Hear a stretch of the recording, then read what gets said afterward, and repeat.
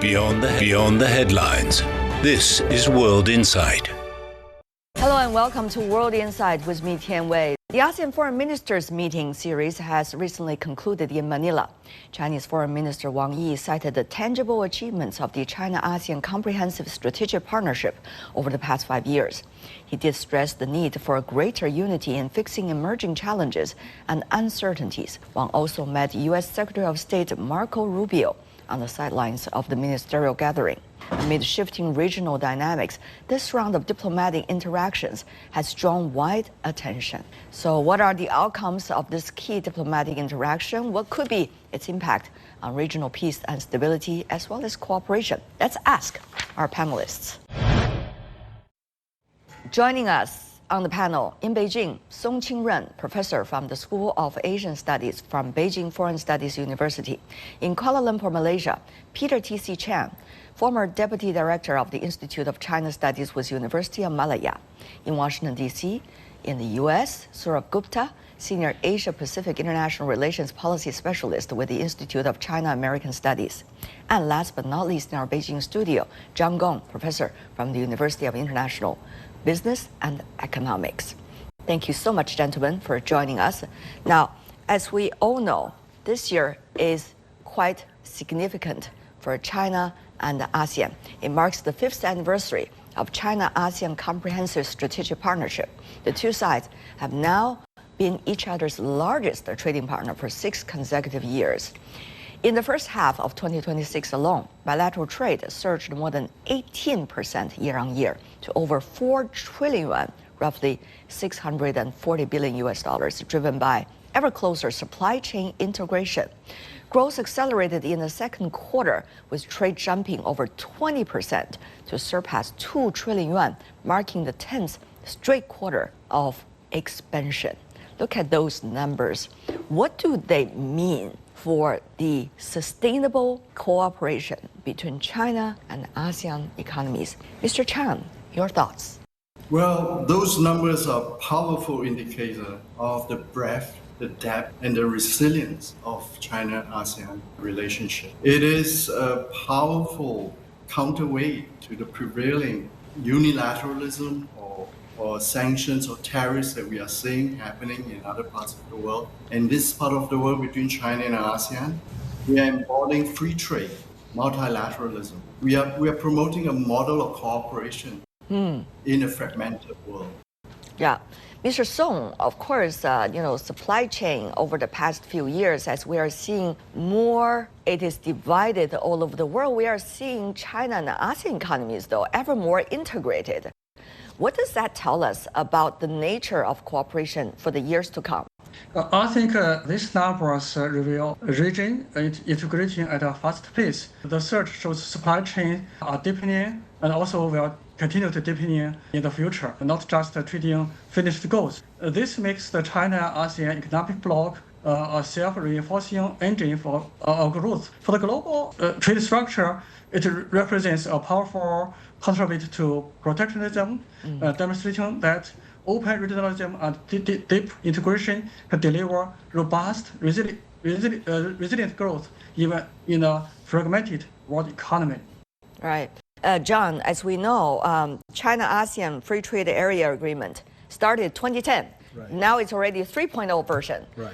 So what is the nature of this 3.0 version? How is it reflected in making sure that these economies can always cooperate, no matter what the geopolitics are like, and no matter how divided it seems the rest of the world can be in supply chains and trade relations?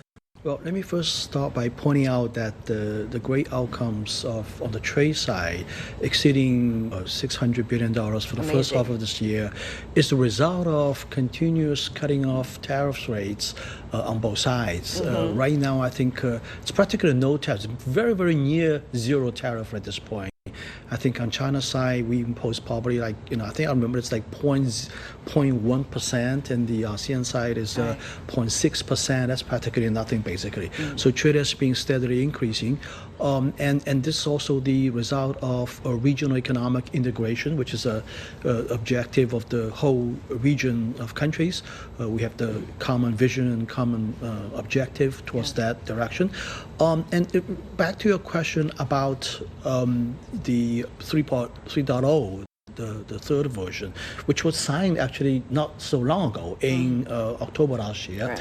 This is more about high-level issues within the trade domain. Usually there's a progression of free trade agreements. If you look at this latest version, it talks about, for example, standards. It talks about intellectual property rights protection, about environmental protection, about digital economy, these sort of more advanced topics within a free trade agreement domain.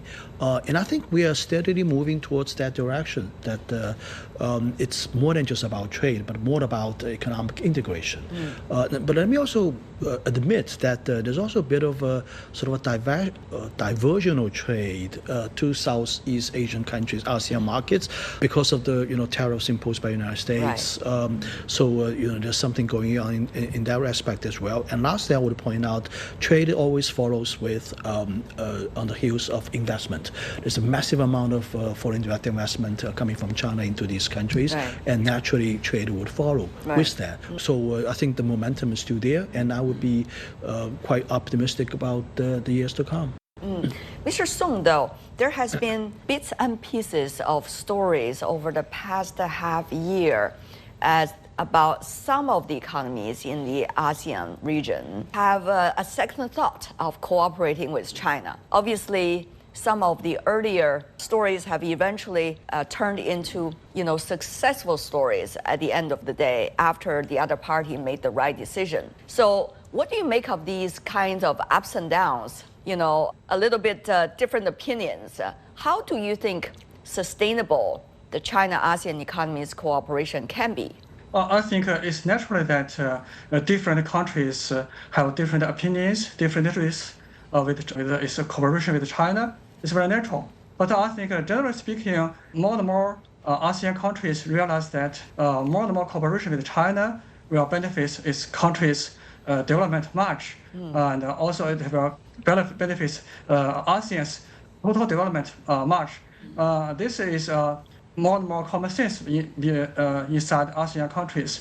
And also, just as you mentioned, I think the CAFTA's evolution makes a qualitative leap. This is also a demonstration that all the ASEAN countries, they think that more and more cooperation with China will benefit them more and more in the future. And also, the CAFTA, the version 3.0, signals that China-ASEAN cooperation has entered a stage of high-quality, rule-based integration, moving beyond low-end manufacturing to become a model of jointly shaping for the future of trade, technology, and sustainable development. I think China-ASEAN economic cooperation will see more and more a better future. Mr. Gupta, from where you are in Washington, D.C., how are you watching this relationship ever evolving between China and ASEAN economies?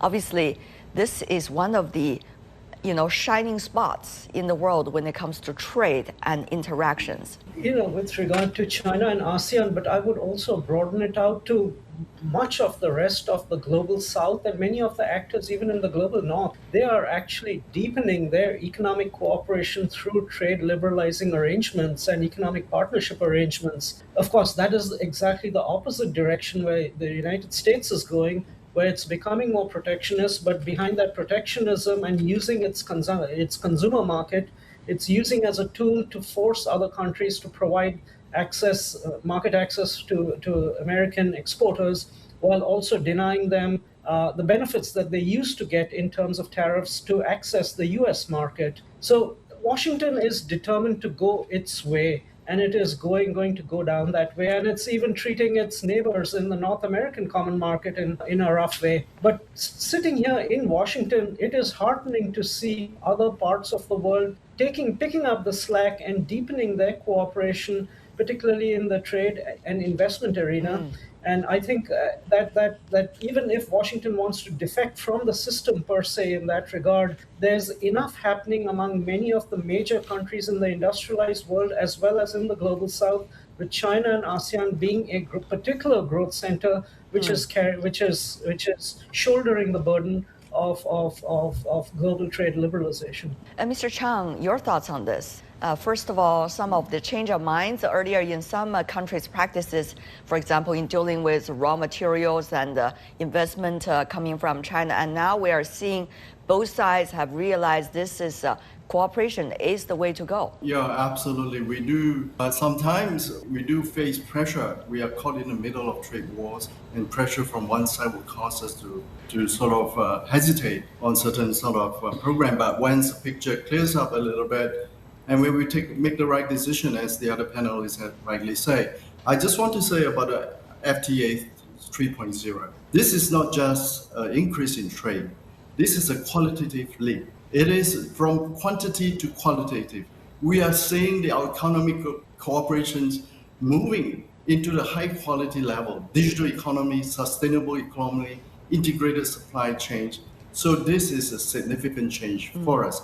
FTA 3.0 is very impactful on us. Not to mention that artificial intelligence, of course, China is a hub for the latest technology, especially accessible, affordable artificial intelligence for the global south. And of course, at the end of the day, the ASEAN economy would like to jump onto the boat as everybody else. So tell me more, Mr. Chan, about this, because earlier we see WAIC conference just wrapped up in Shanghai. China has pledged several things, including establishing China-ASEAN Artificial Intelligence Industry Innovation Center. So what do you think has been the amount of hope the ASEAN economies is pinning on this kind of a cooperation in bringing the ASEAN economies to a newer level, a much higher level of economic development? Yeah, this is absolutely important. The message that came out from Shanghai, presidency committed to help the global south to develop our AI industry.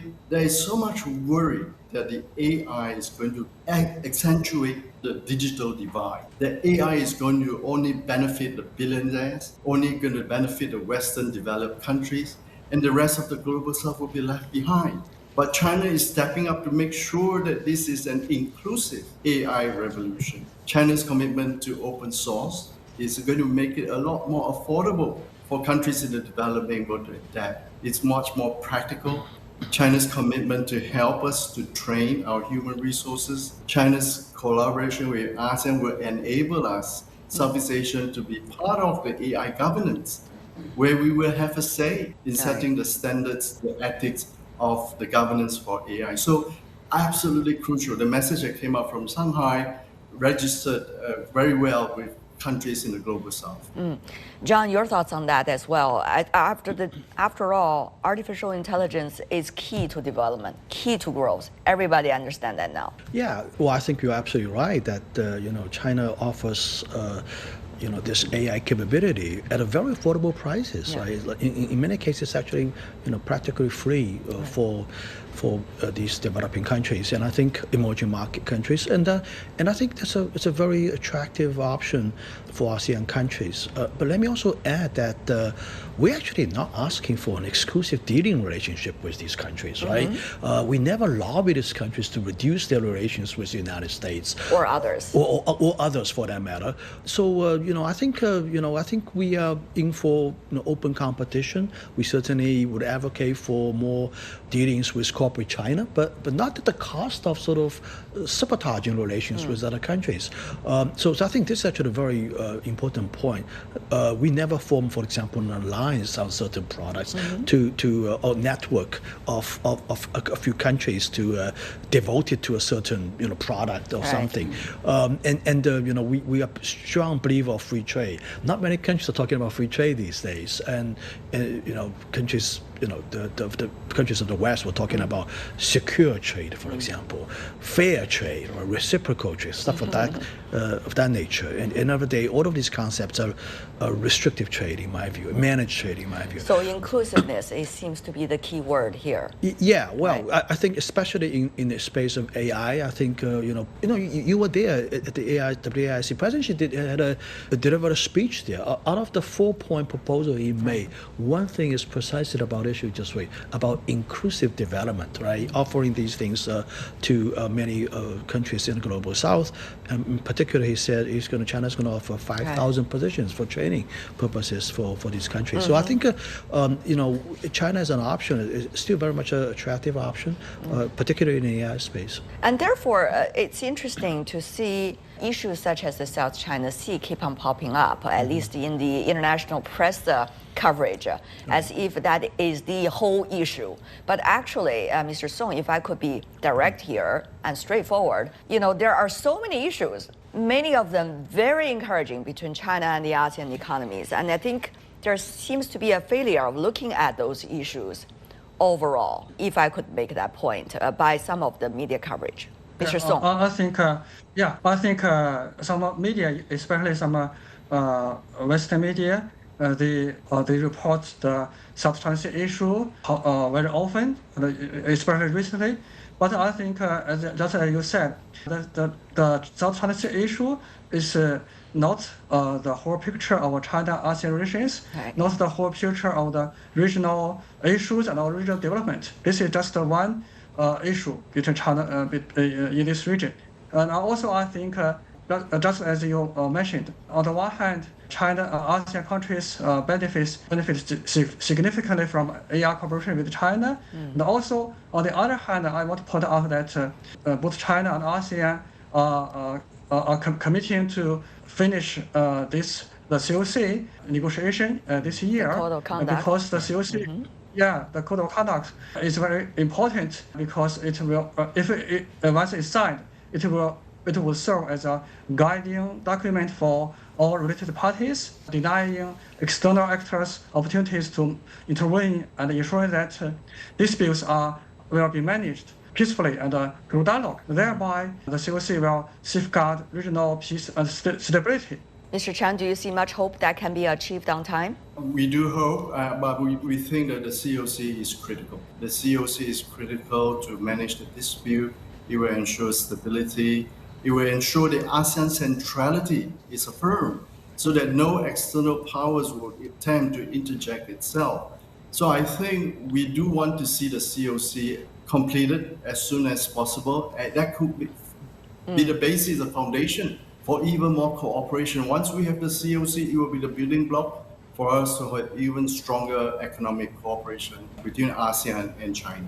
All right. Well, also happening at the sideline of the China-ASEAN Foreign Ministers Meeting is another interaction between the Secretary of State of the United States and the Foreign Minister of China. Obviously, this is following up on the important state visit by U.S. President Donald Trump to China earlier in May. And according to some media reports, there's likely to be more high-level diplomacy between the two countries. So, Mr. Gong, I would love to go to you on that question. Yeah. The Board of Trade, Board of Investments have been established. Right. Now people are looking forward to see what can be the result. Are they going to be tools for great discussion, fair discussion, or are they going to be tools for something else? Your thoughts? Yeah, well, U.S. Secretary of State Marco Rubio held a press conference right after his talk with Wang Yi. And in that press conference, he mentioned, in answering one of the questions, he said that these two boards are being set up and discussions are going on right now. He also disclosed that, he also said that President Xi is going to visit Washington, D.C. in September. So I think this is it's a great event moving forward, and I think I'm pretty sure that they talked a lot about details about that state visit. So I think overall, United States and China relation has been stabilized, at least for a while. And I would say that we look forward to the next level. Right. Whether we're going to expand cooperation in some other areas, especially I think in addressing world peace at this point. Right? There are a lot of things going on, as you mentioned, but we may not have the time to go into all those details. We'll see another time. Mr. Gupta, though, we are seeing, earlier the phrase is constructive strategic stability used by both sides after the May meeting between the two presidents. How much stability, constructiveness are you seeing these days in the bilateral relationship? And how do you see the ups and downs during the process vis-a-vis the ultimate goal, which is constructive strategic stability? I think there's been more stability than constructiveness, but that itself is to be valued because US-China relations has not been in a good place. I think there is forward progress, material forward progress that is happening with regard to the Board of Trade. I think both sides have already had discussions on there. At the US side, there's already been a public comment process with regard to the items that industry would like tariffs to be reduced on. I think those would be proposed to the Chinese side. So there is movement on that front. On the Board of Investment, I think things have been a little black boxed, and I'm fairly pessimistic given the sort of anti-China animus that there is at many of the at the state level in terms of accepting Chinese investment, even though it could be so beneficial. But there is that animus, so I'm not so positive about that. But there have been obviously ups and downs. Mr. Trump saying harsh things about China in terms of the 2020 election. But I think the overall larger picture is that they've been able to maintain stability. They are making forward progress. The joint arrangement that they had last year in South Korea is holding in terms of suspension of tariffs and no additional tariffs and no material export controls being imposed while China allows rare earths to flow. Yeah. So both sides are meeting their obligations, and I think that itself is useful ground that one can build on as one goes into September. Professor Gong, what do you think have been the takeaway for China since the May visit? Well, I think and how is that building China's confidence leading up to other interactions at the highest level? Yeah, I think Mr. Cooper is absolutely right. I think the key word here is stability. I think the relationship has indeed been stabilized. The tariffs has been stabilized. The fentanyl issue is going away. You don't see American politicians talking about Chinese fentanyl issue anymore, I would say. I do want to comment on President Trump's statements about China interfering in the 2020 election. I think he's talking about this in the context of the election system in the United States being not functioning well. I think one of the key things is not to look at all the details in the statements, but rather looking at the bigger picture. Exactly. Probably that's what we have learned. Yeah, that statement is not targeting against China, in my view. And he backpedaled a few days later. So I think your thoughts on what China has learned? I think China learned that America is still can be worked with. And in particular, President Trump is a president that can be working with. As long as both sides, stick to the head of state diplomacy, to great leaders have an agreement on certain set of issues, things can be working out from them down on both sides. I would say that there are still, people in Washington, United States, sort of trying to sabotage this kind of stability relationship. But I don't think they're going to be successful. I think President Trump is very determined to maintain this relationship because at the end of the day, he understands that China is very important. He cannot afford to have a very bad relationship with China due to its weight and due to its economic and political clout in the world right now. Recently, we have seen, artificial intelligence, the large language models, so to speak, competition. Yeah. Of course, there are a lot of business interests involved. People want to suggest to their policymakers that these are the most important things for your country. So, therefore, more resources for us. These are common practice, I guess, when lobbying groups are working. But having said that, there's also student visa issue. There's also funding about science cooperation, things like that. So, Mr. Gupta, how do you see this sporadic issue likely to have an impact on the overall ambience of the relationship? And given what we learned before May, when the two countries and the government's apparatus worked their way toward the top-level diplomacy, what can we see today leading up to later months of interactions at the top level? This administration is an erratic administration, and so there are going to be a lot of erratic moves from the administration. You talked just now about science and technology. They just put out a regulation, a draft regulation, which will basically, cut out U.S.-China science and technological cooperation at the academic level. It's dramatic, it's drastic, and there's been very strong public comment against it. The China element is one part of it. It's a politicization of science in this country. So there's a broader ideological agenda behind that, and China is one part of it. But on the other hand, you're talking about artificial intelligence. The great thing is that because China is breathing down the US's neck in the AI space, both realize they can't wait and sit down and take a breath and start kind of punishing each other. Both need to move forward, compete with each other. And this really throws up an opportunity for both sides to come to the table and say, look, this is how we are trying to regulate AI in our country. How are you doing it in your jurisdiction? Let's exchange notes. Let's try to strip out some of the worst elements of this, like, for example, biological weapons that could be created by third-party actors. And the two sides are going to sit down in September on an AI conversation. So these sporadic, I know these are erratic and they are sporadic, but if one seizes these as opportunities, one can transform them and make that as the basis to further solidify. After all, both sides have agreed that there is going to be track one dialogue on artificial intelligence and governance.